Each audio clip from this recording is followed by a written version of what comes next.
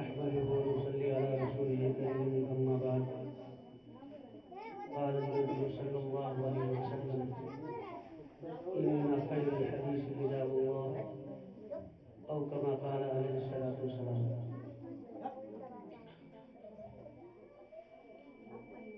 محترم حضرات، دینی بھائیوں، عزیز طلبہ و طالبات،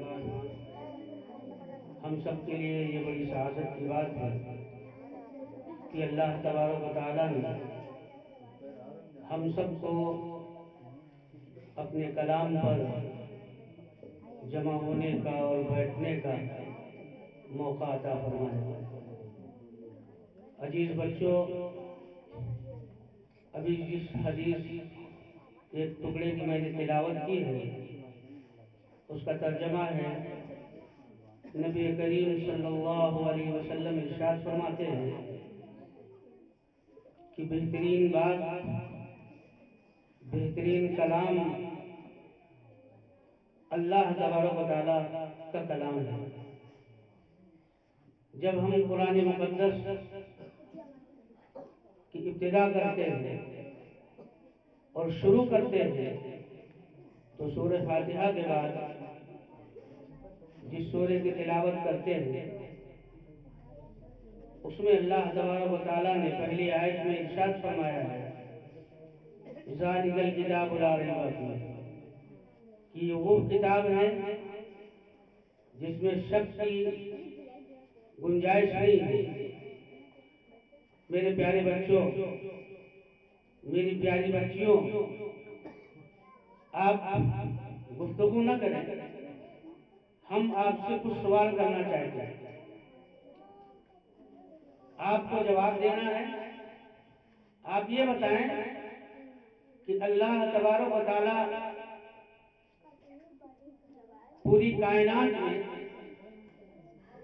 سب سے بڑے ہیں کہ نہیں بڑے؟ آپ بتائیے. بچیاں جنہوں نے قرآن پڑھا ہے سارے بچے جواب دیں. ساری کائنات میں اللہ کی ذات سب سے بڑی ہے کہ نہیں ہے؟ بتائیے.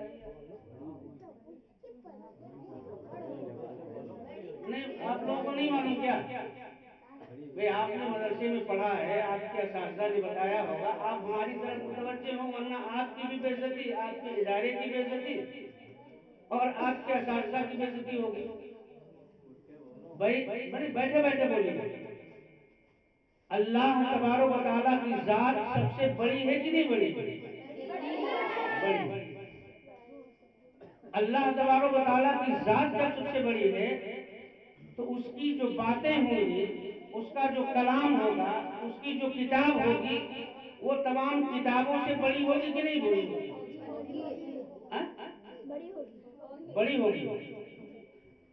اب جب وہ کتاب بڑی ہے، اللہ کی ذات بڑی ہے، تو آپ یہ بتائیے جو پڑھنے والے ہیں وہ تمام انسانوں میں افضل اور بڑے ہوں گے کہ نہیں ہوں گے؟ تو اب آپ یہ بتائیں کہ آپ بڑے ہوئے اور جو اساتذہ آپ کو پڑھا رہے ہیں، تعلیم دے رہے ہیں، وہ اساتذہ انسانوں میں بڑے ہوئے کہ نہیں ہوئے؟ میں الفاظ اس لیے استعمال کر رہا ہوں تاکہ آپ سمجھ لیں. یہ سب سے بڑے ہیں. اے بچے ادھر دیکھو، سب سے بڑے ہیں کہ نہیں بڑے؟ تو اللہ سب سے بڑے، اللہ کا کلام سب سے بڑا، اور اللہ کے کلام کو جو پڑھتے ہیں وہ انسانوں میں سب سے افضل ہیں، سب سے بہتر ہیں. اور جو اساتذہ پڑھاتے ہیں وہ اساتذہ سب سے بہتر ہوئے. اور پھر اس کے بعد جس جگہ پہ، جس مقام میں، جس زمین کے خطے پہ، جس علاقے پہ، زمین کے جس ٹکڑے پہ قرآن کو پڑھایا جاتا ہے، قرآن کی تعلیم دی جاتی ہے، قرآن کو سکھایا جاتا ہے، وہ جگہ سب سے بابرکت ہو، سب سے بڑی ہے. تو ان باتوں سے میں کہنا چاہتا ہوں کہ میرے عزیز طلبہ، میری بچیاں، آپ کبھی ان بچوں کو دیکھ کر جو مانٹیسریوں میں پڑھنے جاتے ہیں، جو بہترین ظاہری زرق برق والا لباس پہننے جاتے ہیں، آپ ان کو دیکھ کر کبھی کبھی احساس کمتری کا شکار نہ ہو کہ وہ تو بہترین بس میں پڑھنے جا رہا ہے، ٹائی لگائے ہوئے ہے، موزہ پہنے ہوئے ہے، جوتا پہنے ہوئے ہے، بہترین لباس پہنے ہوئے ہے، وہ ہم سے اچھا ہے. وہ بالکل آپ سے اچھا نہیں ہو سکتا ہے.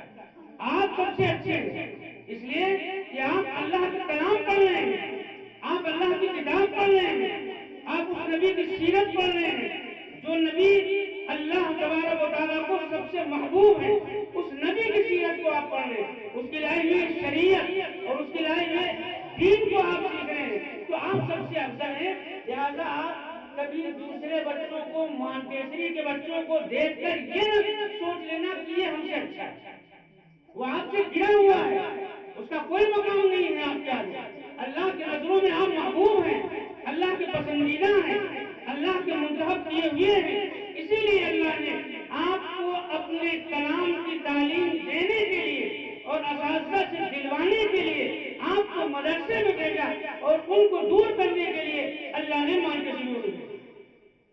تو آپ بالکل خوش رہیے اور کبھی یہ نہ سوچیے کہ ہم مدرسے میں جا رہے ہیں، ٹاٹ پہ بیٹھتے ہیں، قرآن پڑھتے ہیں، دینی رسالہ پڑھتے ہیں یا سنن قرآن پڑھتے ہیں، نورانی قاعدہ پڑھتے ہیں، ہمارا کیا ہوگا؟ بالکل نہیں. کھلانے والی ذات اللہ کی ہے.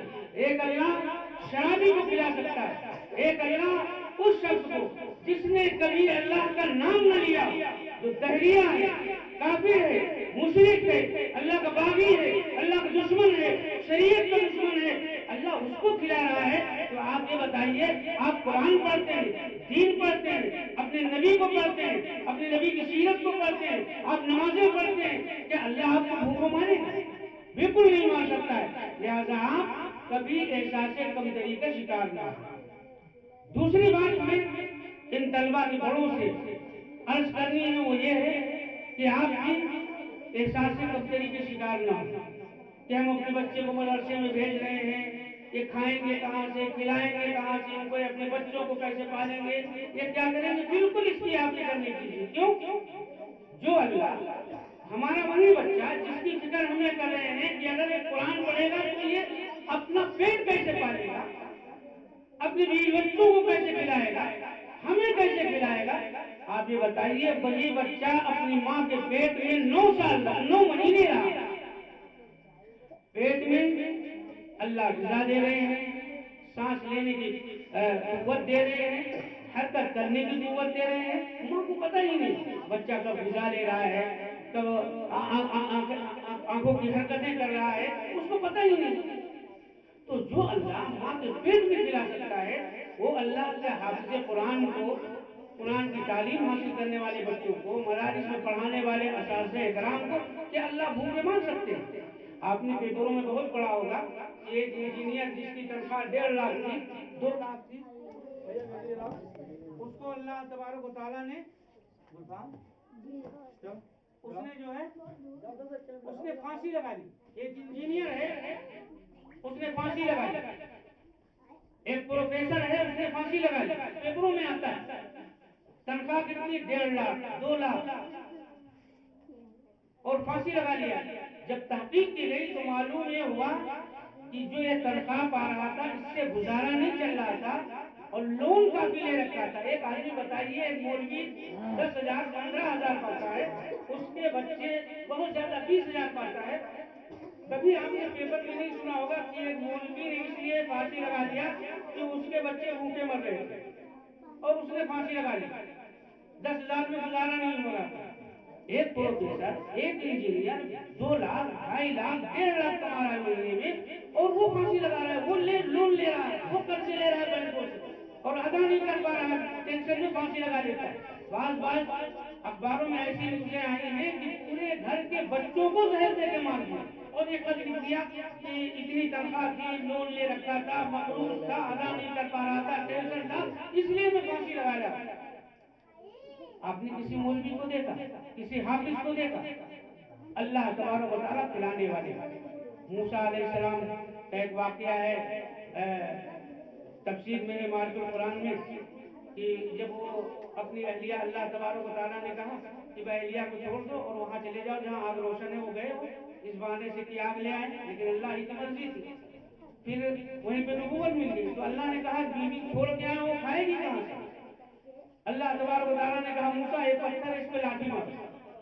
मूसा अलैहिस्सलाम ने लाठी मारी, लाठी जब मारी है पत्थर टूटा है तो उसके अंदर एक कील आता, उसके मुंह में हरी पत्ती। अल्लाह ने इशारा दिया कि जो अल्लाह पत्थर के अंदर अपने मखलूक को, एक मामूली मखलूक को नहीं भूल सकता है, अल्लाह गिरजा वहां पहुंचा रहा है जो हमारा अशरफ मखलूक है, और फिर अशरफ मखलूक में जो मेरे पसंदीदा महबूब बनते हैं, क्या मैं उनको भूखों मार सकता हूँ? बिल्कुल नहीं। तो आपको हमारे अजीज तलबा, हमारे बच्चे, हमारी बच्चियां मुबारकबादी के मुस्तहक हैं कि अल्लाह तबारक व तआला ने आपको मौका अता फरमाया कुरान पढ़ने का। अभी बच्चियों ने कुरान पढ़ा तो बड़ा अच्छा, बच्चों ने पढ़ा बहुत अच्छा, एक लय, एक धुन, एक अंदाज बड़े बड़े इदारों में देखने को नहीं मिलता है। 4 बच्चे खत्म करते हैं तो एक की अलग आवाज जा रही, एक की अलग जा रही, एक की अलग जा रही, लेकिन यहाँ हमने देखा जो मश्क जिन सूरतों की कराई गई थी बिल्कुल आवाज एक दूसरे बच्चों से मिल रही। असातिज़ा बड़े मुबारकबादी के मुस्तहक हैं, उनकी मेहनत है कि उन्होंने इतनी मेहनत की है कि बच्चों को अच्छा कुरान पढ़ाया, अच्छी तालीम दी। अल्लाह तबारक व तआला इस इदारे को खूब तरक्की दे, असातिज़ा को तरक्की दे, इदारे की हिफाजत फरमाए और हम सबको कहने सुनने से ज़्यादा अमल की तौफीक दे। 8 बजे हमें मौलाना को दूसरी जगह जाना है। ओ मालिक